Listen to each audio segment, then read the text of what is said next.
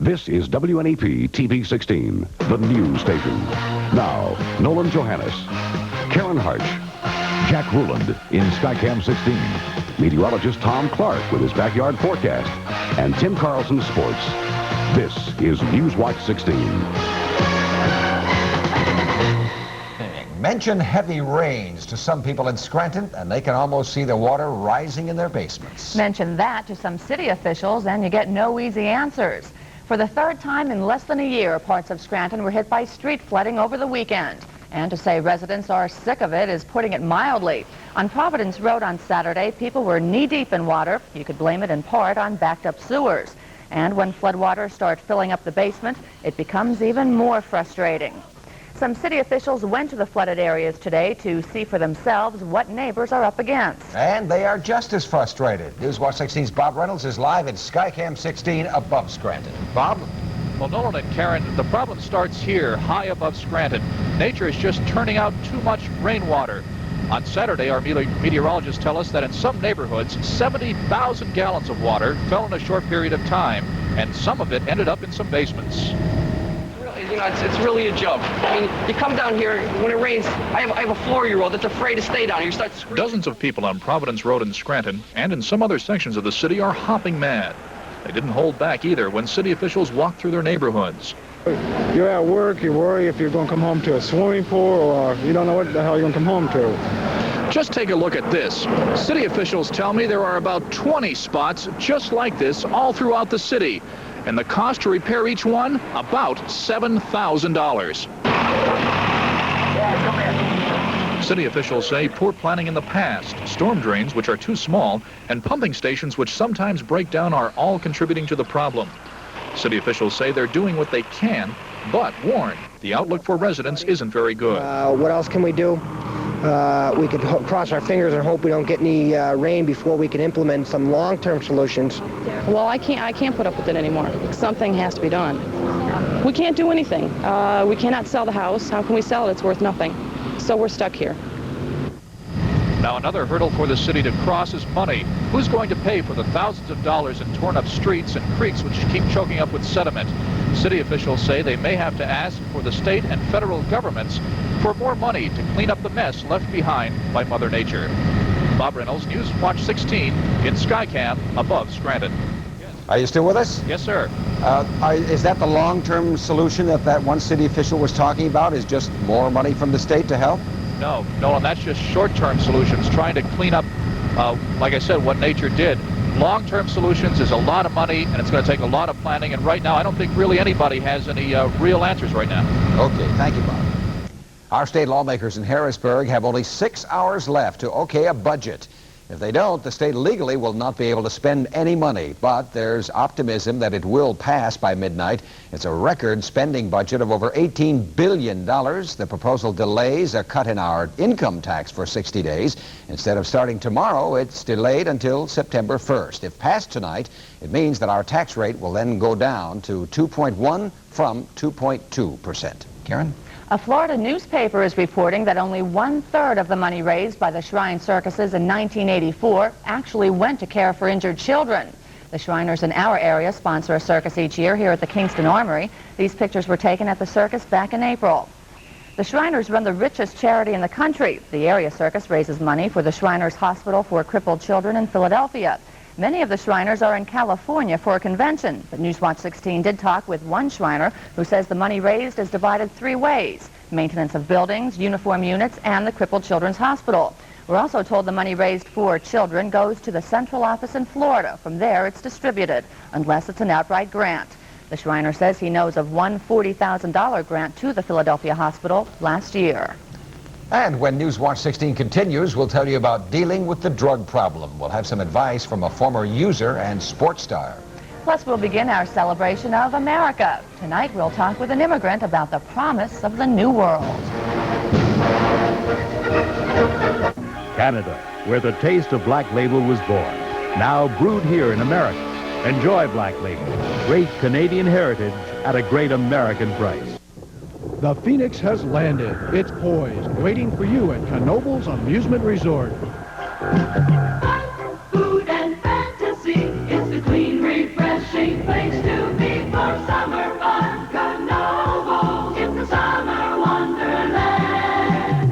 Fly to Phoenix. It's a flight you'll never forget. It's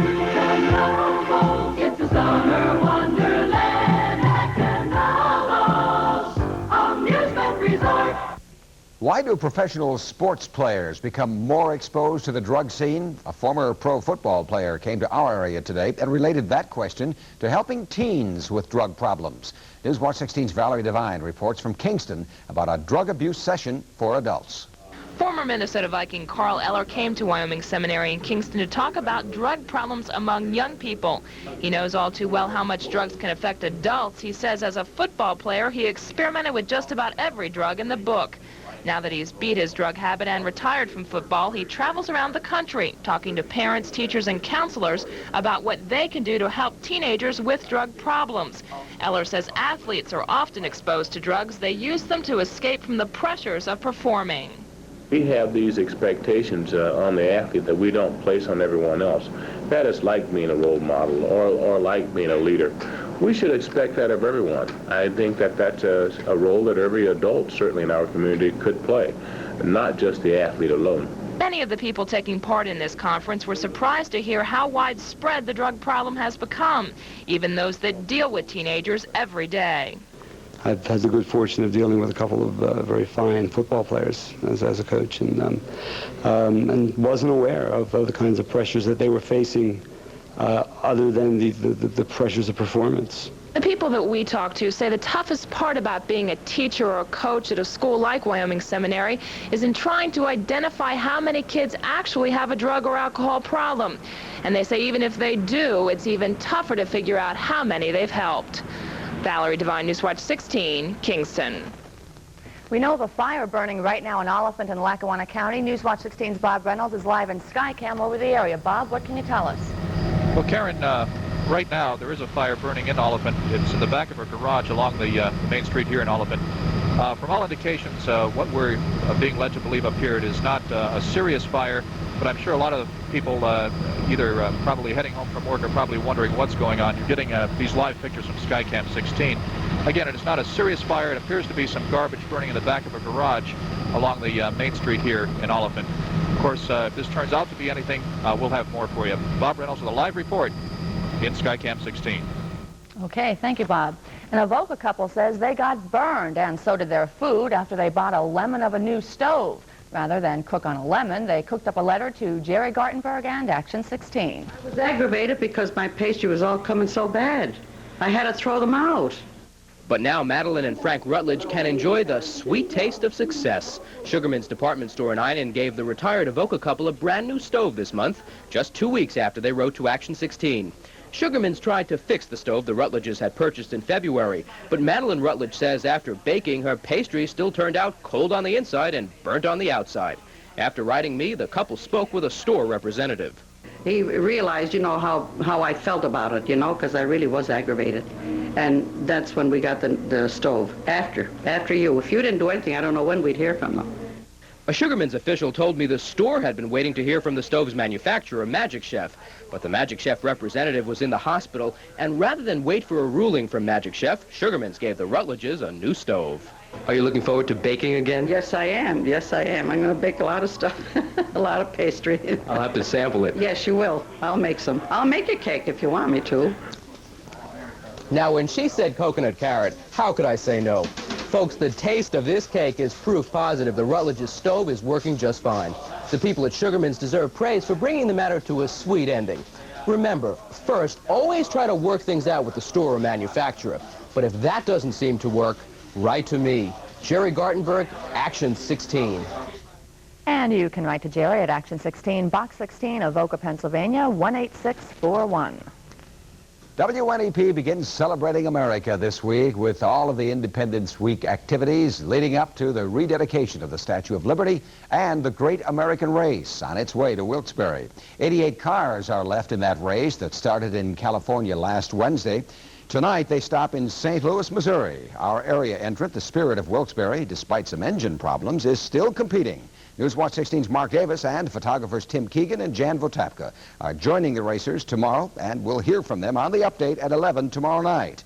The cars come to Wilkes-Barre and Kirby Park the night of July 4th, Friday, and then return after the New York finish on Saturday. And these T-shirts will be there, too. A Scranton company, Novel T-shirts, is hoping to cash in on the local Great Race event using a computer-generated sewing machine. An official says he'll have 1,000 shirts ready for sale, 1,000 more ready, and some hats for collectors as well at the Kirby Park celebration this weekend. Well, the weather forecast around here and in New York City for those of us traveling to New York for the big celebration. It's the first thing Karen did as she came in today. Tom, the weather for... Right. So we're going to ask you. That's right. Extend yourself. Well, I'll tell you what. I have a good idea of what's going to happen on the 4th, and I'll share that with you when we come back. You're watching Newswatch 16 on WNEP TV, and we're proud to serve Pottsville and all of Schuylkill County. Enterprise Aluminum Products. We understand the needs of contractors, do-it-yourselfers, and homeowners everywhere. We're your primary resource for major home improvement needs. For instance, consider seamless guttering, soffit and fascia material, windows, doors and casings, shutters, and of course siding. Enterprise Aluminum in Wilkes-Barre, enhancing the quality of your life, increasing the value of your home. Call 825-2725. Use Reynolds Wrap to freeze. Reynolds Wrap wraps right. Fights freeze or burn, you're gonna learn how Reynolds Wrap can freeze. Takes the cold, takes the heat from casseroles to dinner meat. Use Reynolds Wrap to freeze. Now, Reynolds presents another way to wrap right. If Reynolds plastic wrap clings tight enough to keep this fruit outside, imagine how fresh it'll keep your fruit inside. Now that's not fair. Berwick Fair officials are wrapping up from this year's festival, and they say they will hold another one next year. They're very excited about the turnout for the first Berwick Fair. They say about 250,000 people came to the week-long event. Officials aren't sure yet just how much money the fair brought in. They won't know that for several weeks. But all in all, they say the Berwick Fair was a great success. Yeah, we had good weather, too. Yeah. As Tom Clark knows, when he's up in Skycam bringing you the weather, sometimes it's difficult to know exactly where you are. We mentioned from Skycam we saw a fire in Oliphant. Actually, it was across the river in Peckville, and we wanted you to make sure that you knew that information. Good. Okay, Tom, take it away. Thank you, Nolan, and good evening, everybody. Well, kind of a cloudy day for the most part. Still lots of clouds over the backyard now. Looking up to the north, though, lots of blue sky up that way. That's because of another Canadian high trying to build down. There is another storm heading our way, though, and we'll get to that in just a moment. 0.02 of an inch here last night in our backyard. Not much rain at all. Weather Watcher time, let's begin out there in Center County in the town of Blanchard. Lillian Davy lives out there. She has a temperature of 68, cloudy skies. Dave Leonard in Peckville, 74. Some cirrus clouds up that way, and I can see them from here. In Weston, Luzerne County, Dan Tolati has 68 degrees, and it's cloudy down that way. In our backyard, I'd call it partly clear, and the reading is a very comfortable, well, it's not too far from 70. I'd say right about 70 degrees.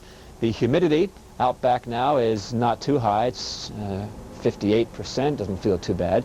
68 precise temperature, wind northwest at 7. The barometer is 29.95 and holding steady. High temperature here today, 70. Not too bad. 54 this morning. Boy, it got cold last evening when a cold front came on through. 97 back in 1964, the record high. Sunshine 80 a year ago. And there's a live shot out the side window of Skycam 16. That is overlooking downtown Scranton. Look at the sun shining up there this evening. And I'd say that's roughly at about 1,200 feet above the ground level. And thank you, Jack, for that shot. Little haze in the distance there. Okay, now that you're all dizzy, here's the satellite image, and we can see a lot of clouds building in up across Pennsylvania. There's that high that's building down and helping to clear out just the northeastern counties of Pennsylvania, the extreme northeastern part. But here's a storm system out this way that I think will not miss Pennsylvania. It should bring some more rain by about the middle part of the week as it tracks on up towards the northeast, towards Pennsylvania. But this high will keep us, for the most part, dry overnight tonight, but not for all of Pennsylvania. See these thunderstorms here? They rumbled on through Chadron, Nebraska this morning and left 8 inches, not of rain, but of hail on the ground in some places. So no severe weather for us over the next couple of days. It looks okay, especially for this evening. You can see the rain pattern now raining across much of southern Pennsylvania and some heavier thunderstorms down to the southwest. But as it heads off to the southeast, it's going to miss most of the Channel 16 viewing area.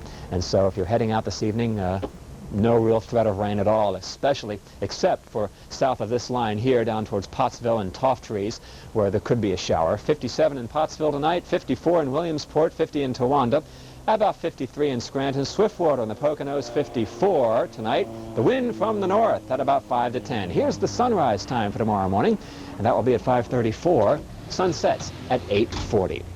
Overnight, just mostly cloudy, 54, 73 tomorrow, partly sunny, not a bad day. Cool on Wednesday, some showers coming in early Wednesday morning. July 4th looks like a nice sunny day at this point.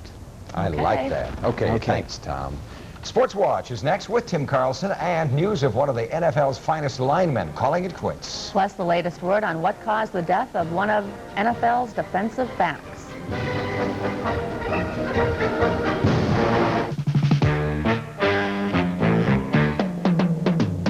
Isuzu presents the Trooper. The Isuzu Trooper, selected as 4x4 of the year. The four-wheel drive Isuzu Trooper is the best sport utility vehicle on the road today, and now it comes in 4 doors. The best built at the best price. Compare it. Drive it. The Isuzu Trooper, now at your Keystone Isuzu dealers. Abington Isuzu Clark Summit, Pocono Isuzu Stroudsburg, and Stearns Isuzu Williamsport. In Columbia County, drivers on Interstate 80 will be squeezed down to one lane in each direction for the next week. The I-80 bridges over the Mifflinville River will be closely inspected for cracks, corrosion, and strain. It's all part of the state's yearly bridge safety program.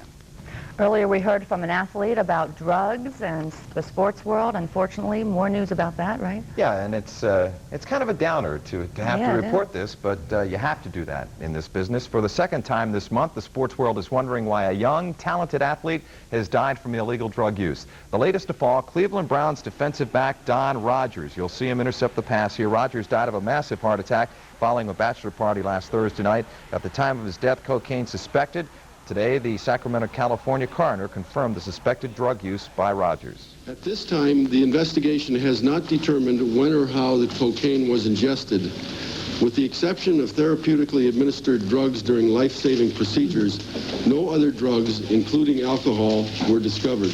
Rogers was supposed to be married in California this past Saturday. His mother is now recovering in the hospital from a heart attack she suffered Saturday. By the way, a criminal investigation into Rogers' death is underway.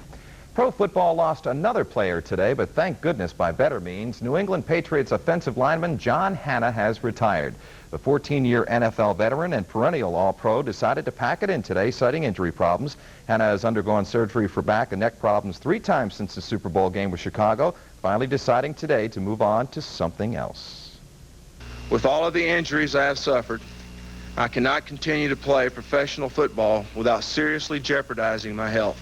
Hanna was with the Patriots since 1973, was an All-American player with Alabama in college. One major upset and a big scare at Wimbledon today. The major upset involved second-seeded men's player Mats Wilander. He was eliminated by Australian Pat Cash in 4 sets. And get this, Cash just 4 weeks ago had his appendix removed. The scare involved women's second seed Chris Evert-Lloyd. She had to battle back from a 1-5 first-set deficit to beat 16th seed Kathy Rinaldi. But no problem for Martina Navratilova, the women's #1 seed. She moved into the quarterfinals with a straight-set win over Isabelle Dimonche of France. The Yanks made a trade yesterday that I can't figure out. Ken Griffey to Atlanta for Claudell Washington and minor leaguer Paul Zavella. Now, sure, Griffey has been in boss George Steinbrenner's doghouse of late, not showing up for a game a couple of weeks ago and then being fired for it. But let's face it, Griffey was hitting over 300, carrying a 9-game hitting streak at the time of yesterday's trade. Kind of tough to part with a guy who can hit the ball that well. The Yanks are getting a guy who's going to be 32 in August, Claudell Washington. He's not the hitter Griffey is. He's batting .269 so far this year with 5 homers and 12 RBIs, and that was as of a week ago. The Yanks did get a young shortstop in the deal, Paul Zavella, who was hitting .317 at Richmond of the International League. Zavella did play 81 games for Atlanta last year, hitting .253. Now, scouts say he's a good fielding shortstop. That is something the Yankees need. They've used 4 different players at short this year who've combined for 17 errors, but I still can't imagine the Yanks giving up Griffey for Washington and the kid. except for the fact that Steinbrenner wanted to call Ken Griffey's "I Want to Be Traded" bluff. Washington and Zavella expected to start for the Yanks tonight. There was another big trade in baseball yesterday. Three-time Cy Young Award winner Tom Seaver was sent from Chicago to Boston, a trade Seaver requested at the start of the season. Seaver has won 306 career games, but this year with the White Sox has struggled to a 2-6 record with a 4.38 ERA. He's happy to play for the Red Sox, a contending team that's close to his Greenwich, Connecticut home. The important thing was, for me, was to get back close to my family. I mean, that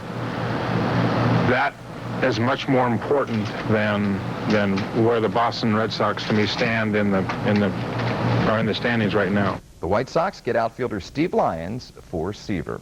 One game in the majors this afternoon, of course, it's going on at lightless Wrigley Field in Chicago, the Cubs and Montreal. Watch this fine catch by the Cubs outfielder Jerry Mumphrey off the bat of Mitch Webster. Looks like it's going to go all the way to the ivy, and he makes the catch at the wall. Then Jody Davis gets the Cubs on top. See you later. 2-run homer, 2-0 Cubs, but right now in the 7th, it's tied at 2-2. Back tonight on The Update with Yanks, Mets, and Phil's highlights. Okay. See you later. Thanks, Tim. Coming up, millions arrived before and after him, all coming to the land of freedom. And we'll share the past with a man who left his home when he was 8 years old and moved to America. That's next as Newswatch 16 continues. Want a taste of Europe? Fly to Baskin-Robbins and you could win a trip for two anywhere in the world. Or win delicious international creams instantly.